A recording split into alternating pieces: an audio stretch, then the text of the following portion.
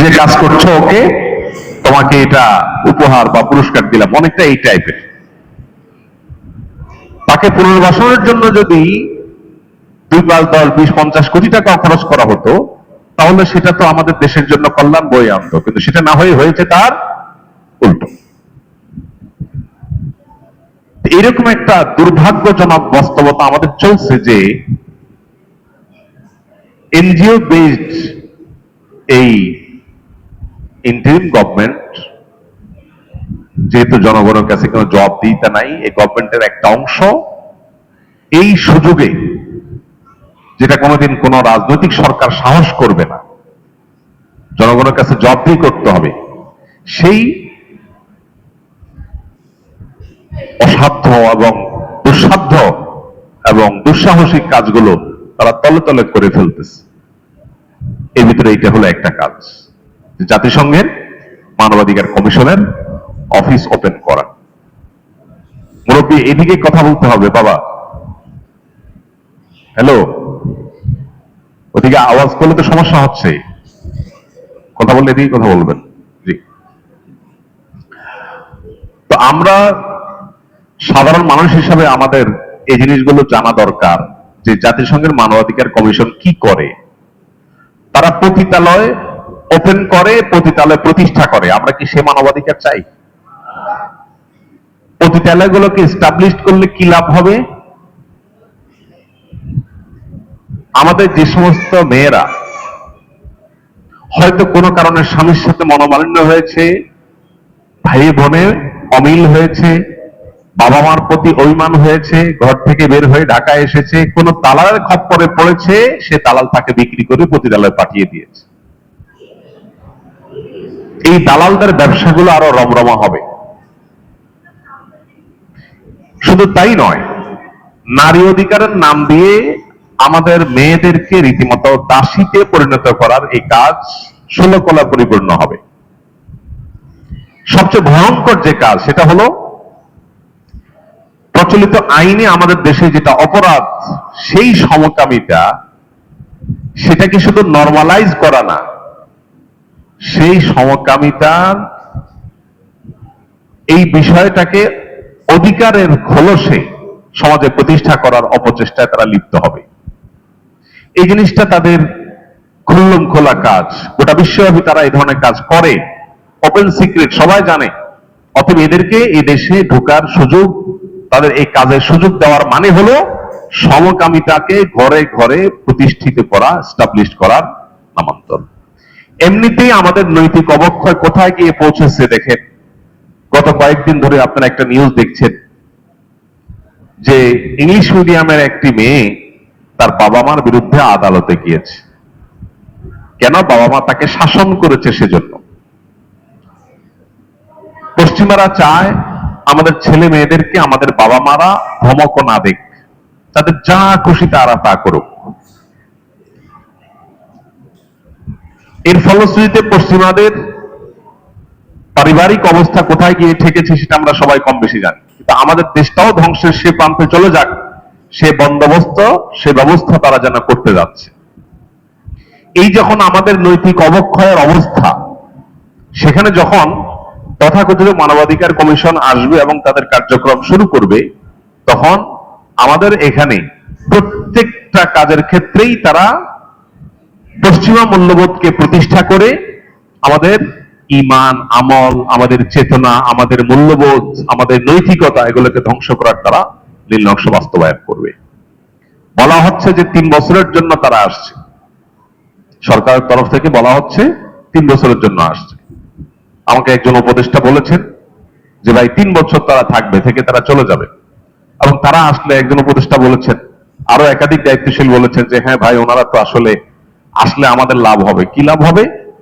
লাভ হবে যে সামনে কোন সরকার যেই যখন আসুক আর জনগণকে গুম খুন করতে পারবে না, কারণ জাতিসংঘের মানবাধিকার কমিশন আছে। আমরা বললাম যে এই যদি হয় বাস্তবতা, তাহলে বিগত আমলে যখন গুম খুন হয়েছে তখন তারা কেন আসে নাই? তখন তারা থাকলে যদি আমাদের গুম খুন বন্ধ হয়ে যেত, তারা তখন আসলো না কেন? গুম খুন করে শেষ হয়ে গেছে, এখন তারা কেন আসবে? আর তারা আসলেই গুমখুন বন্ধ হয়ে যাবে? তারা যে সমস্ত দেশে আছে, ফিলিস্তিন নিয়েও তো তারা কাজ করে, কই সেখানে কি একটা খুনও কি বন্ধ হয়েছে? তাহলে আমরা কিভাবে বিশ্বাস করবো যে তারা আসলে আমার দেশে গুমখুন বন্ধ হয়ে যাবে? গুমখুন বন্ধ হওয়ার সাথে কি তাদের আসার সম্পর্ক, নাকি আমাদের মন মানসিকতার পরিবর্তনের সম্পর্ক, কোনটার সম্পর্ক বেশি? তো আমার মনে হয় এই বিষয়টাতে আমাদের প্রত্যেকটা মানুষের যার যার অবস্থান থেকে এটার বিরুদ্ধে প্রতিবাদ করা দরকার। আমরা জাতিসংঘের মানবাধিকার কমিশনের এই অফিস বাংলাদেশে খুলতে দেওয়ার মানে হলো আমাদের নিজেদেরকে অপমানিত করা, আমাদেরকে লজ্জা ফেলা। কম্বোডিয়া, বুর্কিনা ফাসো, গুয়াতেমালা, গিনি, হন্ডুরাস এবং যুদ্ধ বিধ্বস্ত, গৃহযুদ্ধ চলা এই সমস্ত দেশগুলোর কাতারে বাংলাদেশকে নিয়ে যাওয়া। ওই দেশগুলোতে অফিস আছে, আমার দেশে অফিস আছে, কেন অফিস পাকিস্তানে নাই কেন, ভারতে নাই কেন, চায়নাতে নাই কেন, মায়ানমারে নাই কেন, আমার দেশে কেন? আমাদের দেশকে কি তাহলে আমরা আফ্রিকার ওই সমস্ত দেশগুলোর কাতারে নিয়ে দাঁড় করাতে চাই? যদি না চাই তাহলে সেটাকে আমরা কিভাবে ওয়েলকাম করি? কিভাবে আমাদের উপদেষ্টা পরিষদ সেটাকে অনুমোদন করে? কারা তাদেরকে সে অনুমতি দিয়েছে? এদেশের জনগণ হিসাবে আমরা কি চাই যে আমরা ওই সমস্ত আফ্রিকার দেশগুলোর কাতারে গিয়ে দাঁড়াতে? কিন্তু আজকে তো সেটাই হচ্ছে। এই জন্য আমাদের প্রত্যেকটা মানুষের যার যার জায়গা থেকে এগুলোর বিরুদ্ধে প্রতিবাদ জানাতে হবে। আমাদের প্রত্যেকটা মানুষের অবস্থানকে পরিষ্কার করতে হবে।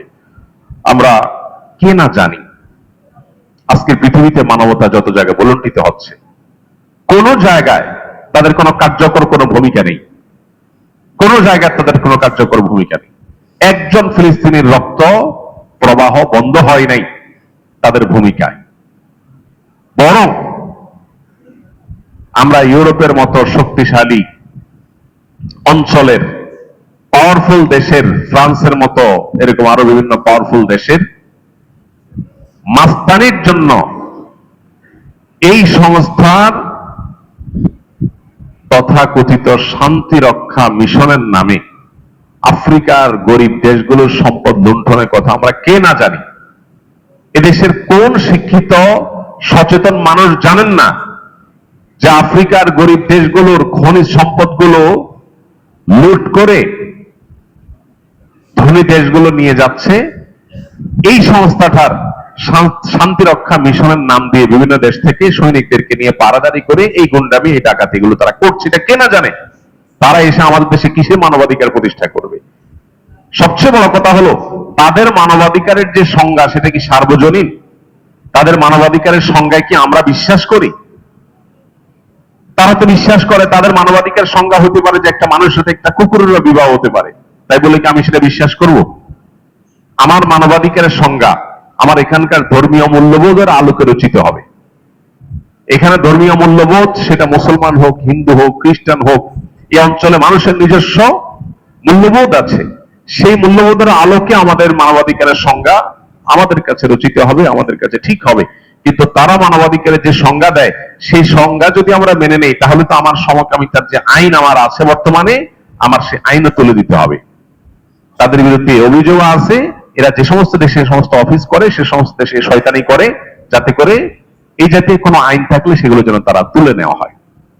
অধিকারের নাম দিয়ে এই কাজগুলো তারা করে। অতএব এই বিষয়টা আমাদের প্রত্যেকটা মানুষের সচেতন হওয়া দরকার, সজাগ থাকা দরকার এবং আমাদের প্রত্যেকটা মানুষের যার যার জায়গা থেকে প্রতিবাদ করা দরকার, যাতে কোন অবস্থাতেই এটা আর সামনে এগোতে না পারে। আমরা রব্বে কারীমের কাছে দোয়া করি যখনই কোনো ক্রাইসিসে আমরা পড়ি, এমন একটা পরিস্থিতি যে তেমন কোনো মা বাপ নাই, অনেকটা আনস্টেবল একটা পরিস্থিতি, এরকম সময়গুলোতে সুযোগ বুঝে শয়তানি চক্রগুলো তাদের পাশ এখানে আমাদের দেশের মতো এই সমস্ত দেশগুলোতে প্রবেশ করাবার তারা চেষ্টা করে, তারা বসে নেই। অতএব আমরা যদি সজাগ না থাকি তাহলে সেক্ষেত্রে দিন শেষে যে সর্বনাশ হয়ে যাবে পরবর্তীতে আফসোস করে হয়তো আর আমাদের পিছনে আরা সম্ভব হবে না। নেপালে তারা এসেছিল, এই সেম অফিস নেপালে তারা খুলেছিল সীমিত সময়ের জন্য, পরে সেটা এক্সটেনশন করে লম্বা সময় তারা থেকেছে। বহু কষ্টে তাকে সেখানকার গভর্নমেন্ট সে তাদেরকে বের করতে হয়েছে পরে। অতএব আমাদের দেশে তারা আসলে 3 বছরের কথা বলে আসলে কি 30 বছরে আদৌ যাবে কিনা, এবং তারা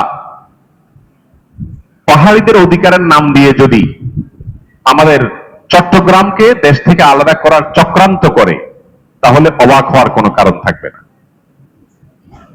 কারণ ইতিমধ্যে তারা আদিবাসীদের অধিকার নাটক শুরু করে দিয়েছে।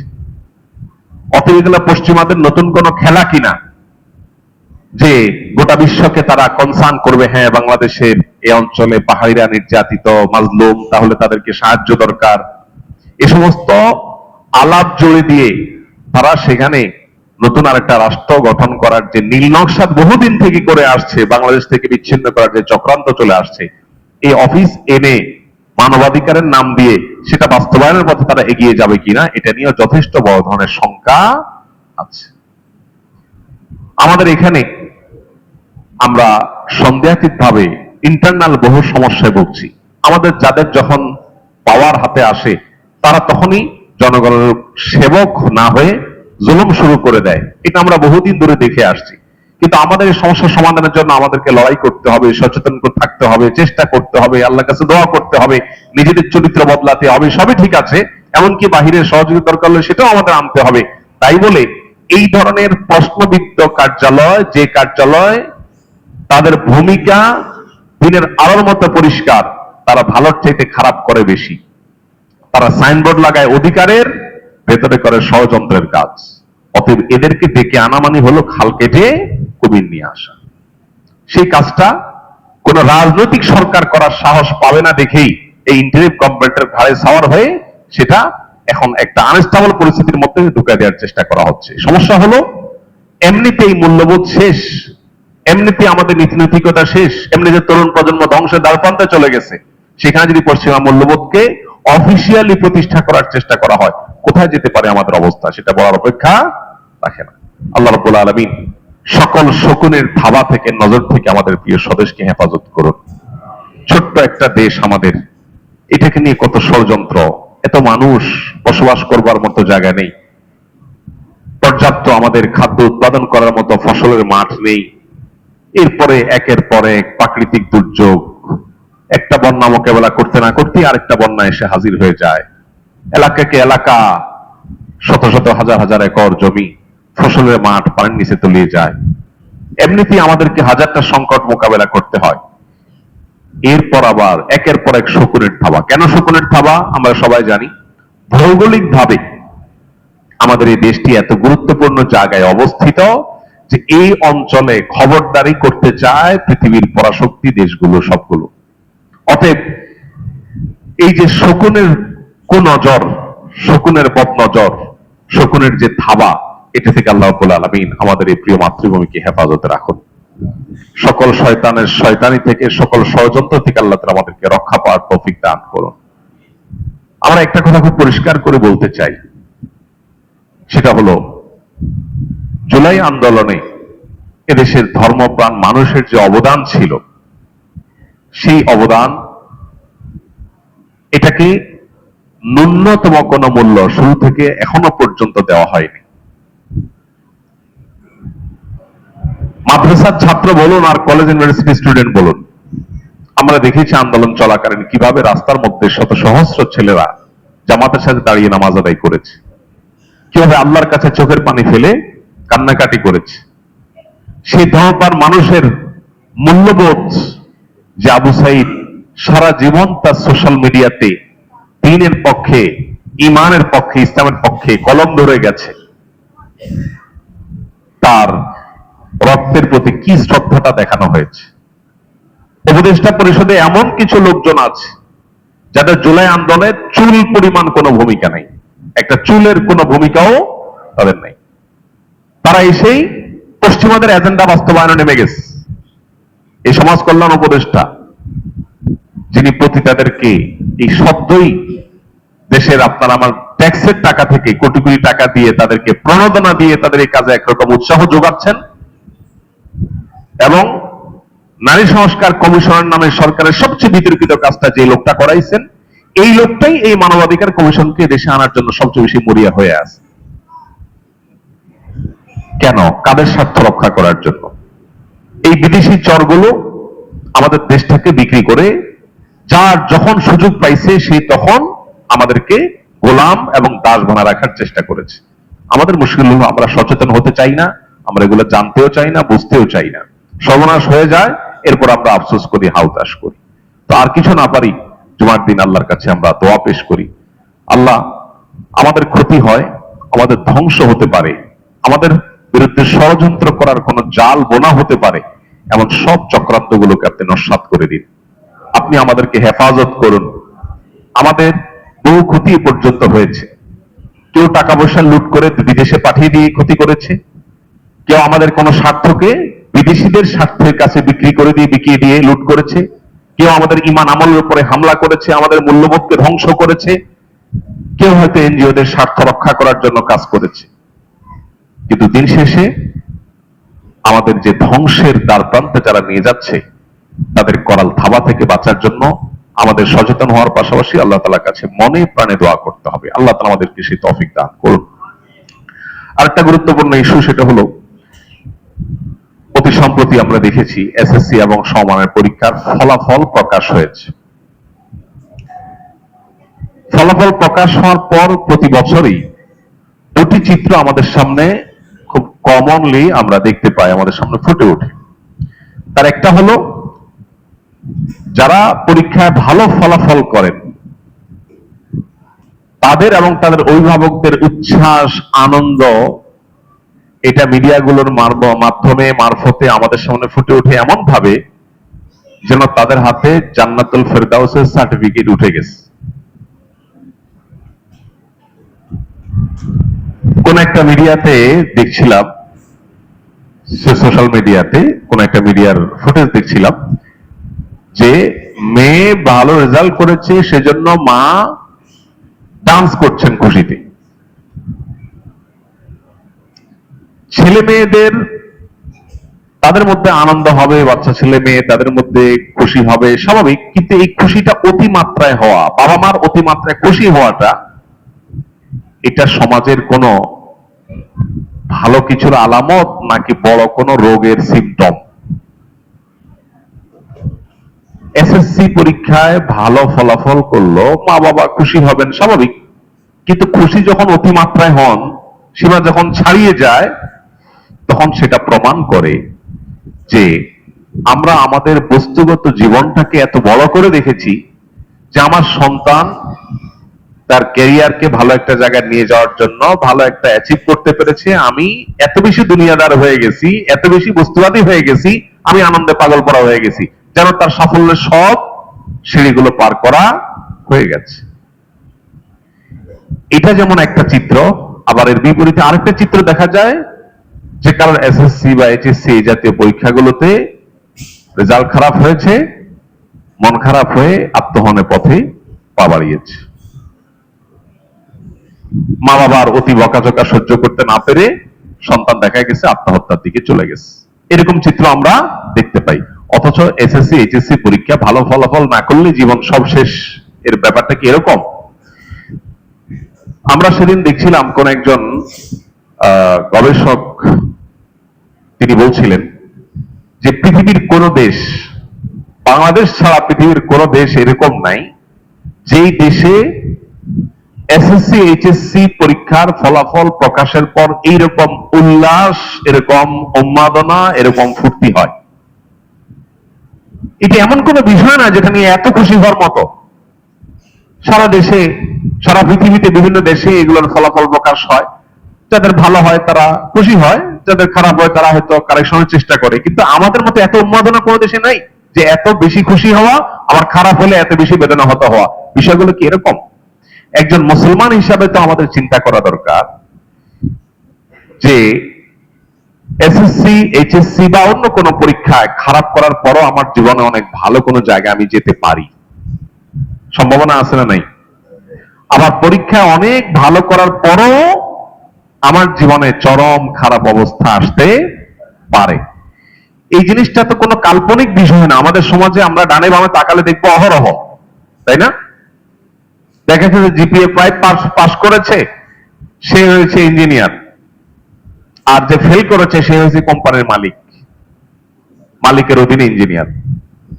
তাহলে ক্যারিয়ারের সামনে কোথায় কি দাঁড়াবে, আমার পরিণতি শেষে কি থামবে, সেটা তো একমাত্র আল্লাহ তাআলা ভালো জানেন। বিধায় এটা নিয়ে একজন ইমানদার এত অতি উচ্ছ্বসিত হওয়া বা অতি ব্যথিত হওয়া, এর কোনোটাই আমাদের ইমানের সাথে, আমাদের বিশ্বাসের সাথে বা বাস্তবতার সাথে যায় না।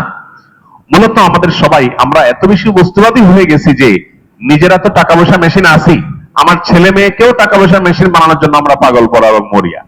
এই জন্য সে যদি ভালো ফলাফল করে তবু চিন্তা করি যে যাক, টাকার মেশিন হওয়ার পথে সে এক ধাপ এগিয়ে গেল, এই জন্য আমরা খুশি হয়ে যাই। আমার সন্তানটা এ প্লাস পেল কিনা সেটার জন্য আমাদের যতটা চিন্তা আছে, সে মানুষ হিসাবে এ প্লাস পাচ্ছে কিনা সেটা নিয়ে আমাদের তার ধারে কাছেও চিন্তা নাই। কেন দুরবস্থা আজ আমাদের, কেন নৈতিক অধঃপতন আজকে চরমে? এটার জন্য এই জিনিসটার ভূমিকা অনেক বেশি। এজন্য আমার মনে হয় যে প্রতি বছরই এসএসসি এইচএসসি ফলাফল প্রকাশ হওয়ার আগে পরে এই সময়গুলোতে আমাদের নতুন করে রিয়ালাইজ করার সুযোগ আছে। আমার মেয়েটা এবছর এইচএসসি পরীক্ষা দিচ্ছে, বেশ কয়েকদিন পরীক্ষা চলে যাওয়ার পর, 5-7টা পরীক্ষা চলে যাওয়ার পর আলোচনা উঠলো যে আরে পরীক্ষা দিতে গেলে নাকি মা বাপকে বলে যেতে হয়, অনুমতি নিয়ে যেতে হয়। তো আমরা তো অবাক, আমি তো জানলাম না, ও তো ডেইলি চলে যায় পরীক্ষা দিতে, আমার তো কোনদিন বললো টললো না। আমি তো অপমান বোধ করলাম যে বাবা হিসাবে আমার কাছে একটু জিজ্ঞেসটা করলো না। তো বললো যে জিজ্ঞেস করার কি আছে, এটা এমন না তো যে আমি জান্নাতে যাচ্ছি, তাহলে বাপরে ছাড়া কেমনে যায়। ইস্যু তো এরকম না, খুব ছোট ইস্যু, এটাকে এত বড় করার কি আছে? এটাতে আমি ফেল করলেই বা কি হয়েছে, আবার চেষ্টা করব, না হলে হইলই না, তাতে কি? ইমানদারের জন্য এত আত্মহারা হওয়ার কি আছে? আমি যখন মাদ্রাসায় পড়ি, অনেক আগের কথা, ছোট ছিলাম, আমার মনে আছে ঈদের সময় টিকিট পাওয়া বাসের খুব টাফ ছিল, এখনো অনেকটা সে পরিস্থিতি আছে। তো আমি একটা টিকিট পাইছি অনেক কষ্টে গ্রামে যাওয়ার। তো এক আল্লাহর বান্দা, আমার আব্বার এক বন্ধু, ব্যবসায়ী মানুষ, সাধারণ মানুষ, কোনো আলেম ওলামা না, কিন্তু দিনদার মানুষ, মুত্তাকি পরহেজগার নেককার মানুষ। তো ওনার কাছে গিয়ে বললাম, চাচা আমি টিকিট পাইছি, খুব খুশি, লাফাচ্ছি, ছাত্র মানুষ। তখন তিনি বেশ মনটা খারাপ করে ফেললেন। আমি বললাম, আমার খুশি, আপনি মন খারাপ করলেন? তো বললেন, বাবা তুমি মাদ্রাসার ছাত্র, মাদ্রাসায় পড়ো, তোমার এই আচরণটা দেখে আমার খুব কষ্ট হয়েছে। কেন বাবা, এটা কেমন কথা? আমি তো টিকিট পাইছি, খুশি হয়েছি, আমি অন্যায়টা কি করলাম? তো বললো যে অন্যায় কিছু করো নাই বাবা, অন্যায় হলো, খারাপ লাগছে যে জিনিসটা দেখে, সেটা হলো তুমি একজন মাদ্রাসার ছাত্র, একটা যা টিকিট পাইছো বাসের, এটা খুশির বিষয়, তুমি খুশি হবা, এটা স্বাভাবিক, কিন্তু তোমার খুশির মাত্রাটা একটু বেশি হওয়াতে মনে হচ্ছে তুমি জান্নাতে চলে গেছো, এরকম একটা ভাব। ইমানদার দুনিয়ার আকাশের চাঁদও যদি পেয়ে যায় সে খুশি হবে, কিন্তু এর চেয়ে বড় খুশি হওয়ার অপশন তার সামনে আছে, এটা তার কাছে এত বড় বিষয় হবে না।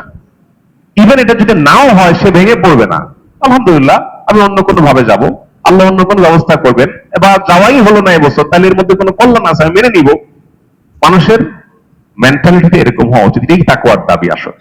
এসএসসি পরীক্ষার ফলাফল উপলক্ষে এই একটা কথা আমার মনে চাইছিল যে আপনাদের সাথে একটু শেয়ার করি, যে এই যে আমাদের অভিভাবকদের অতি আনন্দে আত্মহারা হয়ে যাওয়া অথবা অতি ভেঙে পড়া, এই দুটার কোনোটাই আমাদের ইমানের সাথে আসলে যায় না। এই জিনিসটাতে আমাদের নতুন করে আমার মনে হয় ভাবা দরকার, আমাদের ভাবনার জগৎকে নতুন ভাবে সাজানো দরকার। আরেকটা বিষয় এক লাইনে বলতে হয়, সেটা হলো ডেঙ্গুর প্রকোপ প্রচুর পরিমাণে বেড়েছে, ডেঙ্গু রোগী ঘরে ঘরে। আমাদের দেশে কোভিড-19 যত টাকা এদেশে লস হয়েছে, কোভিড-19 কে ঘিরে, লকডাউনের কারণে, টিকা কিনতে গিয়ে, নানা কারণে,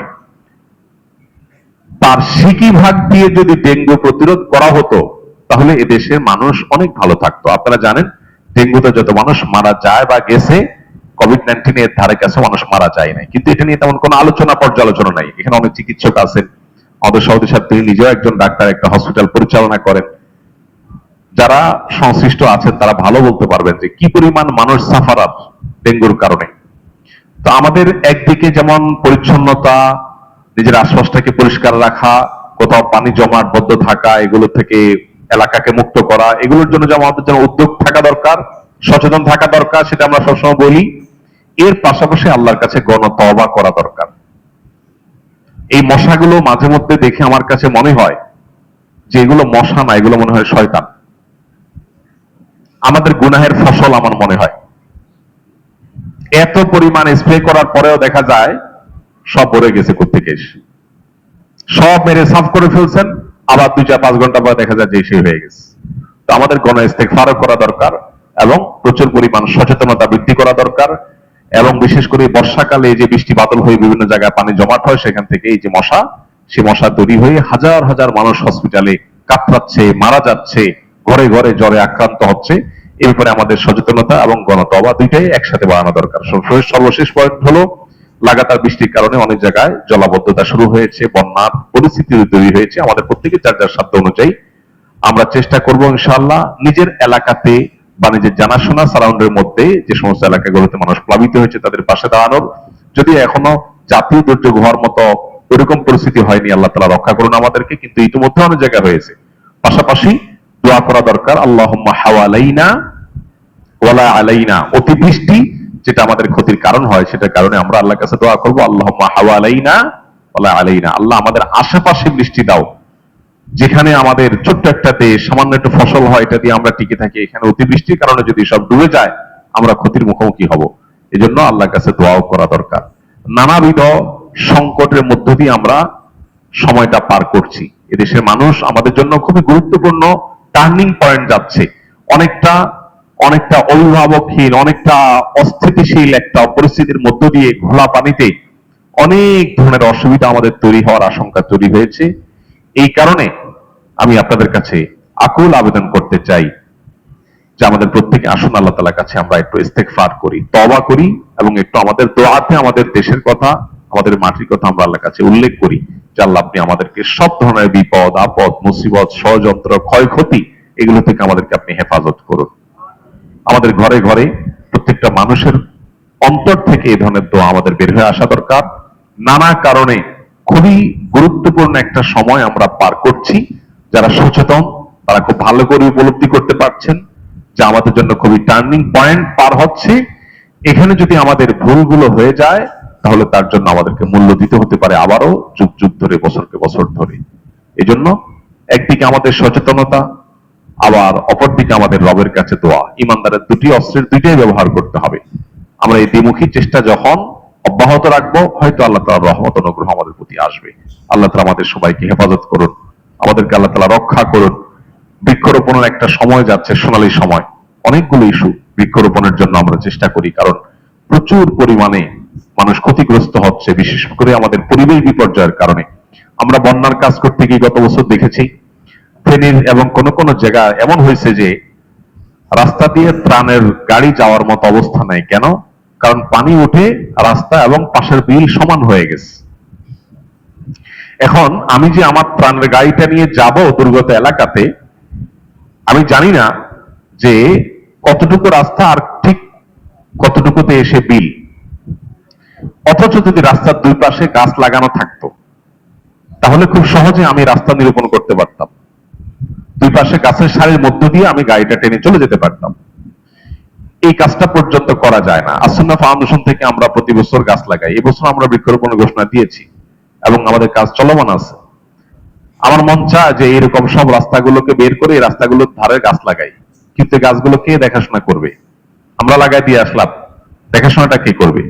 জুলাই আন্দোলনে আমাদের প্রগতি সরণির সব গাছগুলো সব ধ্বংস হয়েছে, নষ্ট হয়েছে। এগুলো সবগুলো আমরা আসন্না থেকে লাগাইছি, প্রত্যেকটা একেবারে কুড়িল থেকে নিয়ে রামপুরা পর্যন্ত এই পুরা রাস্তার গাছগুলো আসন্না ফাউন্ডেশন থেকে আমরা লাগাইছি। কিন্তু লাগাইলে কি হবে? এই গাছগুলো তত্ত্বাবধান করার জন্য তো আমাদের প্রত্যেকটা মানুষকে সচেতন হইতে হবে। কেউ একজন লাগাইছে, সেই গাছটাকে আমি যত্ন করব, ধ্বংস করব না, কিন্তু যে যেভাবে পারি আমরা ধ্বংস করি। তো আমরা যদি এই বৃক্ষরোপণের এই সময়টাতে প্রত্যেকটা মানুষ 2-4টা করে গাছ লাগাই, ইনশাআল্লাহ হয়তো বন্যার প্রকোপ বা এই জাতীয় পরিবেশ বিপর্যয় সংশ্লিষ্ট যে ক্ষতি আছে সেগুলো থেকে আমরা রক্ষা পাবো। আল্লাহ রাব্বুল আলামিন আবারও দোয়া করি আমাদের সবাইকে হেফাজত করুন, আমাদের সবাইকে নিরাপদে রাখুন, আমাদের সবাইকে আল্লাহ তাআলা ভালো রাখুন। ঘরে ঘরে অনেকে জ্বরে আক্রান্ত, সিজনাল জ্বর, ডেঙ্গু, আরো নানা রকমের ভাইরাল ফিভার আক্রান্ত অনেকে, আমরা তাদের জন্য দোয়া করি আল্লাহ তাআলা সবাইকে সুস্থতা দান করুন। আপনাদের কাছ থেকে 1-2টা মিনিট একটু নিতে হবে কষ্ট করে। সেটা হলো যে সভাপতি সাহেব অনেকদিন পর অনুরোধ করেছেন মসজিদের নির্মাণ কাজ বাবদ আপনাদের কাছ থেকে একটু বিশেষভাবে সহযোগিতা নেওয়ার জন্য। আমি কমিটিকে অবশ্য অনুরোধ করেছি যে মসজিদের নির্মাণ কাজ